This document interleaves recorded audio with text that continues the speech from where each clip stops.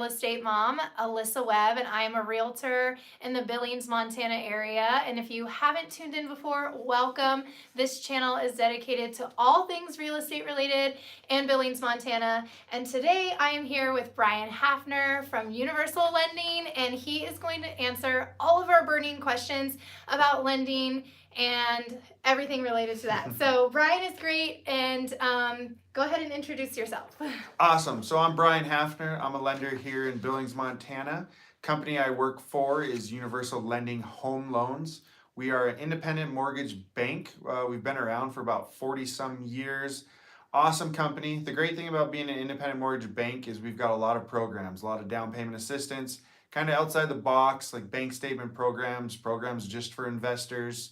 But also everybody works within and for Universal Lending. So my underwriters, my processors, closing department, the appraisal department. So we have a lot more control over the process from A to Z, can really help you out.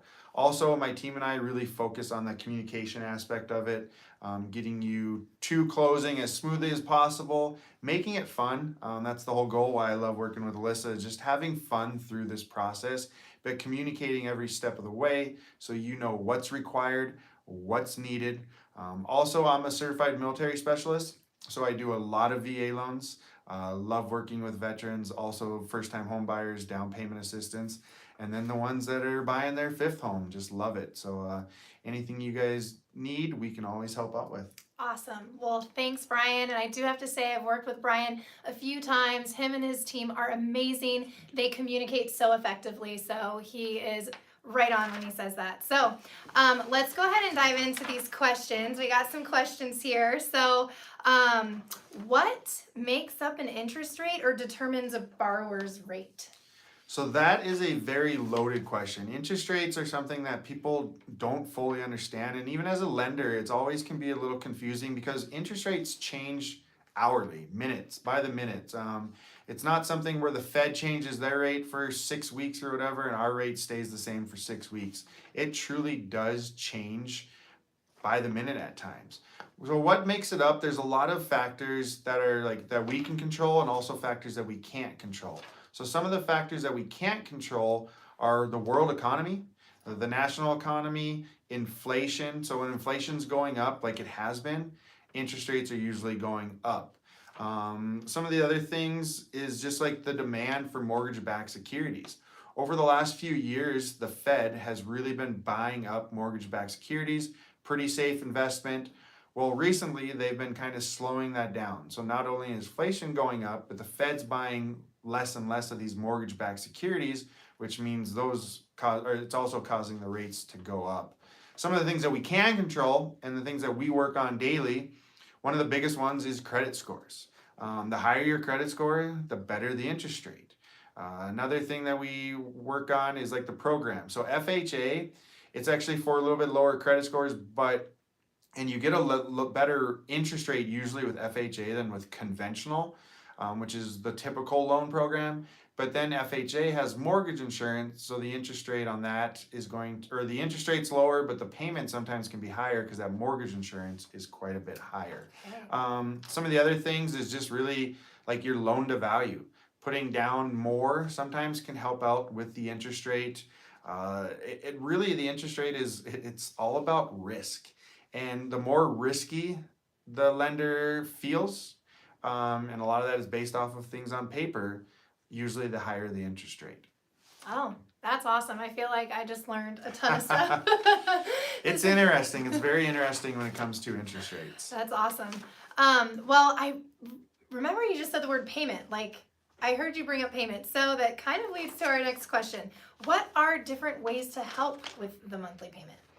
And that's the biggest thing. A lot of people, they're so focused on that interest rate. Like, I need to save an eighth of a percentage. I need to save an eighth of a percentage. But what do you make every month? You make your payment. Mm-hmm. So really what you want to do is focus on how you can get that payment down. And rate is one of them. Also, mortgage insurance, though. We have a lot of providers that provide mortgage insurance. And so we're able to kind of shop around for that. Where some companies might only have one or two companies, we have it's like 6 or 8. So usually we can save you a little bit on that. There's also some programs out there. So like if you have let's say you have seller pays. Seller pays are literally the seller of the home giving you money to pay your closing costs. So we can use that just to buy the rate down. So let's say a standard rate is 6.5%. Well, if you pay a little bit more money in closing costs, you can get a better rate, which is then going to lower your payment. And so you can use those seller pays to help buy the rate down. Another option that has been talked about quite a bit recently is called a buy down. And there's different ones. You could do a 3-2-1 buy down, a 1-1 buy down, but the most common one that we're seeing is a 2-1 buy down. This is a program, it's gonna work for a select few. You have to have the sellers give you enough in seller pays to cover the full buy down. And really what the buy down is it's just prepaying the interest. So the first year, if the interest rate 6.5 is the standard rate, the first year, the interest rate is gonna be 4.5. And then the second year, the interest rate is gonna be 5.5. And then the third year, the interest rate will be 6.5 fixed for the rest of the loan. If you have enough money from the sellers, we can kind of put it in a pot and then you can do that buy down.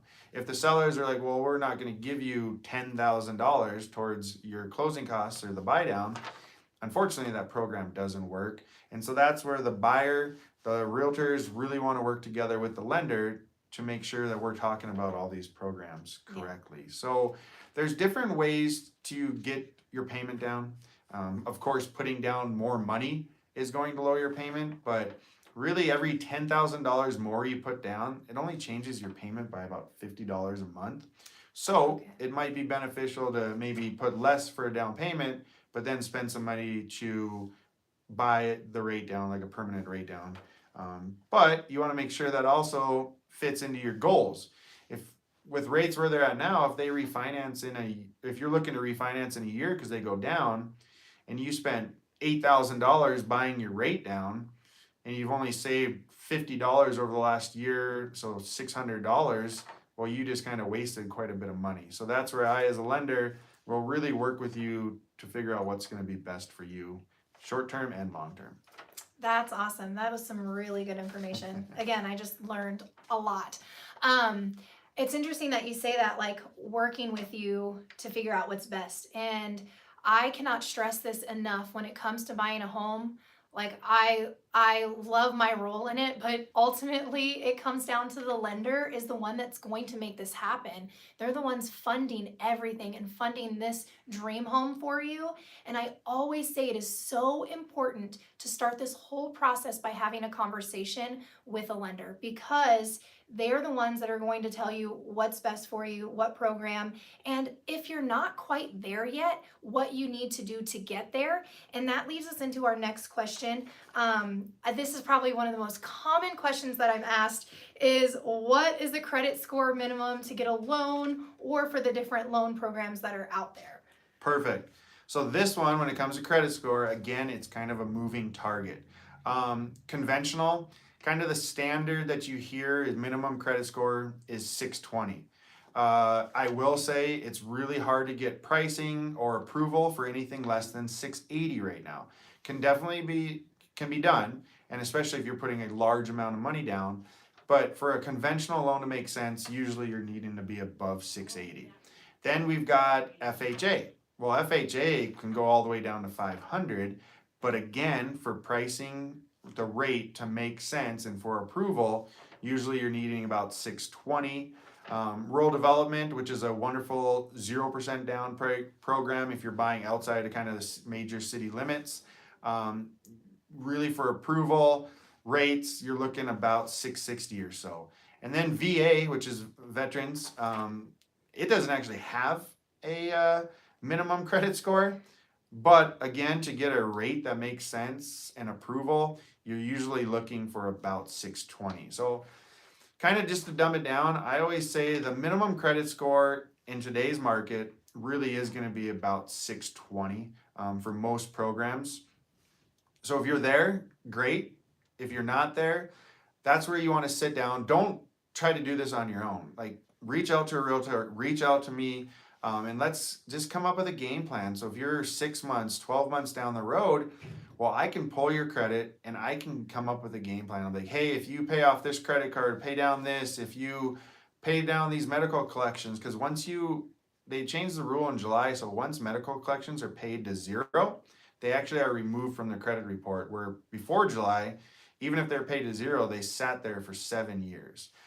So if you have some medical collections with $100 balance, $500 balance, maybe focus on paying those off, because that will help your credit.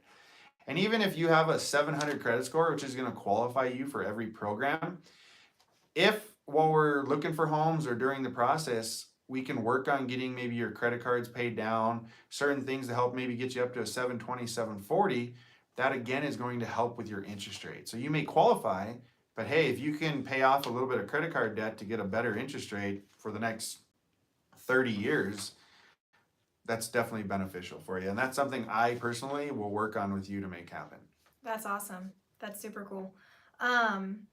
So the next question, what items do you need from a borrower to qualify them for a loan? So this one, it's funny because I think I've answered every question. It's a moving target. Yeah. That's my new catchphrase. But the typical things that we need are 2 months pay stubs, 2 months bank statements, and 2 years tax returns with W-2s. Sometimes we don't need tax returns, but if you provide me your tax returns with your W-2s, that usually solves a lot of the problems, because if you're self-employed, typically we're going to need 2 years tax returns. If you're just a W-2 borrower, been at your company for quite a while, then yeah, we're just looking at the W-2s. We don't really need tax returns unless something else pops up. But usually to get you qualified, we're going to need the 222. So 2 months pay stubs, 2 months bank statements, 2 years tax returns with W-2s. If you've got like variable fluctuating income, a lot of times we will reach out to your employer and just do a verification of employment, because I really pride myself on when I say, hey, you are pre-approved to go buy a home, and I let Alyssa, your realtor, know that you are ready to go. You truly are. I've done the homework, I've done the research to make sure that the numbers are correct. I get people all the time, it's like, oh yeah, I work 40 hours a week, and they give me a pay stub and it shows 40. Well, then I find out though, months and months ago, that they took off some time and they don't actually get 40 hours a week unless they work 40 hours a week. And so if they only work 36, that's all they get paid. And so if your hours fluctuate or varying, like, we definitely want to do a little bit more research to make sure we've got you approved. Awesome. That's really good to know. And okay, this next one, probably another loaded question in that moving target. How much down payment does a buyer need? Because I know that there's a common misconception out there that a buyer needs 20% down. However, 20% down only eliminates mortgage insurance, correct? Correct. So tell us a little bit about down payment. And that's the thing, I would say probably out of all the loans I do, probably not even a quarter of them bring in 20%. So VA and rural development are 0% down loans. So if you're buying a $400,000 house, technically you don't have to bring any down payment if you don't want and you qualify for those programs. FHA, minimum down payment, is 3.5%. And conventional, the standard that you hear is 5%, but we do have conventional programs that only require 3% down. Every scenario is going to be different. Every borrower is going to be different. So you want to chat with us beforehand just to make sure that you fit in the right program. Also, we have down payment assistance programs. So let's say FHA, $300,000 loan, 3.5% is just right around a little over $10,000. Then you've got closing costs. Maybe you only have $10,000, $12,000 saved up. If you qualify for down payment assistance, we have programs that will cover all the down payment, some of the closing costs, and then you just take care of the rest. So don't let the down payment be of hindrance to you buying a house, because there are some great programs out there. And even some of these down payment programs, the interest rate on them are actually less than a standard program. So they're definitely beneficial for you. Awesome. And that actually answered my next question about down payment assistance and how someone can qualify for down payment assistance. Or like, do they have to go somewhere? Do they have to go to a class? Like, what are the qualifications for that? Perfect. So normally we take care of almost all the stuff for the down payment assistance. You normally do have to take a class. Here in Billings, it's through the Home Center, which is also through NeighborWorks of Montana. And it's a class where you'll kind of do everything online. And during COVID, everything was online, but I think now they're actually starting to have classes once or twice a month. Yeah. It's a full 8-hour class on the weekends, but it's a great class. The thing I love about the home center is if you need down payment assistance, you can take the class with them. Then we take care of the rest. But the home center also offers financial guidance, credit counseling, budgeting. Another great thing that they're doing is, so let's say you know you're 6 to 12 months out to buy a house.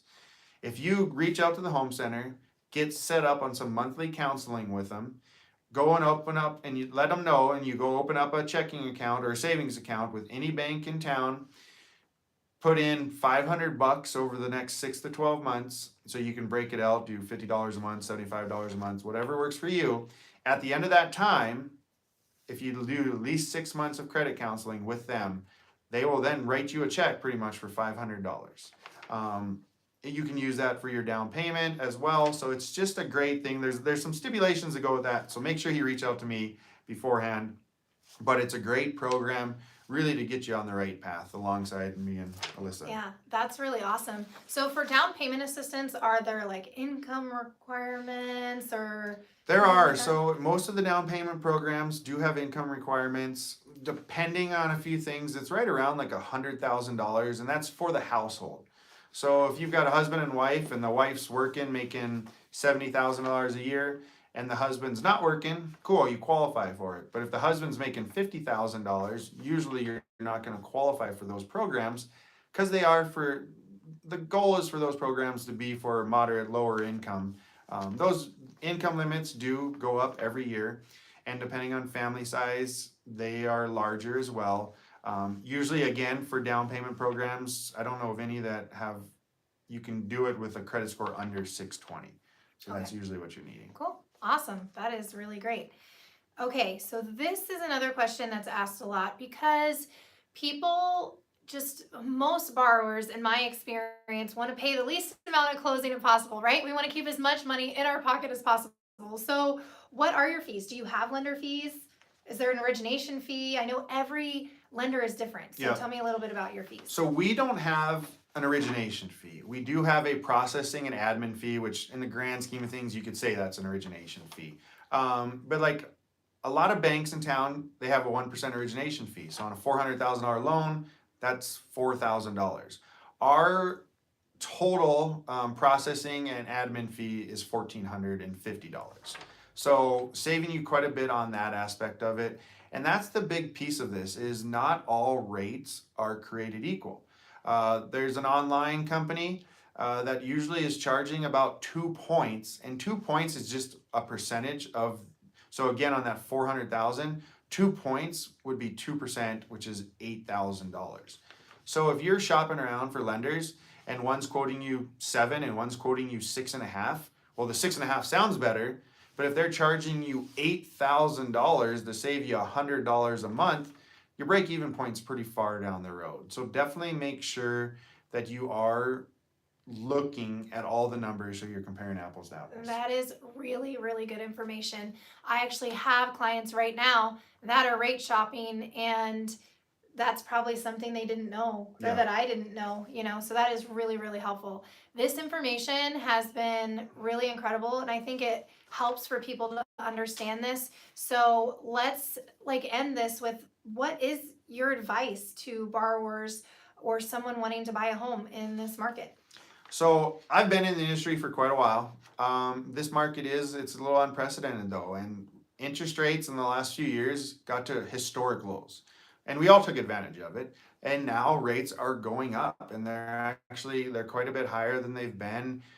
Just even historically, like over time, they're pretty low still, but over the last 20 years, 15 years, they're decently high. So even for me being in the market for quite a while, it's still kind of a shock. Mm-hmm. But you still need to buy houses. It's still better long-term than renting. And so that's why I saw where you posted 7% interest rate, still better than 100% rent, where you're not building any equity up. So my advice is, if you know you need to buy or you want to buy for whatever reason, and you can afford the payment, you feel comfortable with the payment, and you know that you're going to stay in the house for at least a few years, it still makes sense to buy. Billings, Montana as a whole is a very strong market. We've got people moving here. Really, we're not worried about foreclosures as rapidly. It's not going to be like it was in 2008. I can Right. promise you that. And so home prices, especially in Billings and Montana, are going to increase. The next year or so, they might kind of just plateau a little bit. But then once rates do fall, and they will fall again, home prices are going to jump up. There's going to be a lot of buyers that are on the sidelines right now that are then going to be like, oh, rates are now in the 5s or the 4s. Let's get back into this. Let's make it happen. And so there's a good chance that then when rates fall, home prices are going to jump back up again like they have over the last few years when rates have fallen. So if you buy now, you feel comfortable with that payment, you're going to continue to build up equity, and when rates come down, you can always refinance and take advantage of that better rate, which is going to lower your payment. So if you have the means and you feel comfortable, reach out to one of us, let's chat. And then if it works for you, like it's still a great time to buy a house. Awesome. Totally agree with all of that. So how can someone get in touch with you? What's the best way? Honestly, I'm available almost all the time. You can text, you can call. Number's 406-696-2264. Or you can shoot me an email at bhafner@ulc.com. And my office is located at 26th and Grand, and I'm always here. Awesome. Thank you so Thank you much for for all the having me. information. Appreciate it. All right, guys. See you next time. Have a good one. Bye. If I can figure out how to turn this off. I don't know. Is it the X? Yeah.